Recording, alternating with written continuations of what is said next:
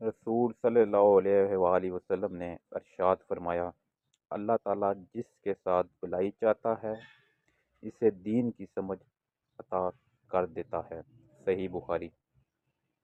رسول صلی اللہ علیہ وآلہ وسلم نے فرمایا، جب اللہ کسی گھر والوں کے ساتھ بھلائی کا ارادہ کرتا ہے تو ان میں نرمی داخل کر دیتا ہے۔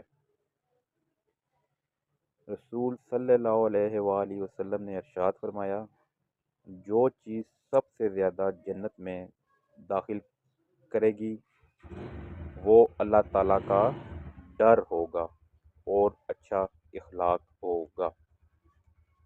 رسول صلی اللہ علیہ وآلہ وسلم نے ارشاد فرمایا، ہفتے میں 2 مرتبہ پیر اور جمعرات کے دن لوگوں کے لیے اعمال اللہ تعالیٰ کے سامنے پیش ہوتے ہیں۔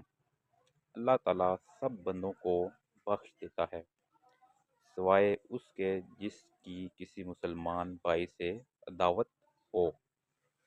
رسول صلی اللہ علیہ وآلہ وسلم نے ارشاد فرمایا، کوئی شخص مہمان کے لیے اپنی طاقت سے بڑھ کر تکلیف نہ کرے۔ رسول صلی اللہ علیہ وآلہ وسلم نے ارشاد فرمایا، اللہ تعالیٰ کا ارشاد ہے کہ میں نے اپنے نیک بندوں کے لیے وہ چیزیں تیار کر رکھی ہیں جنہیں نہ آنکھوں نے دیکھا ہے، نہ کانوں نے سنا ہے اور نہ کسی انسان کے دل میں ان کا کبھی خیال گزرا ہے۔ صحیح بخاری۔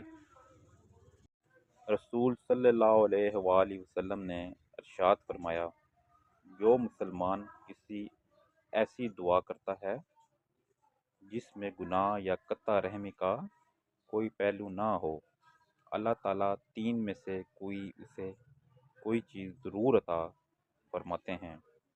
نمبر 1، یا تو فوراً ہی اس کی دعا قبول کر لی جاتی ہے۔ نمبر 2، یا آخرت کے لیے ذخیرہ کر لی جاتی ہے۔ نمبر 3، یا اس سے اس جیسی کوئی دوسری تکلیف دور کر دی جاتی ہے۔ صحابہ نے عرض کیا کہ اس طرح تو ہم پھر بہت کثرت کیا کریں گے۔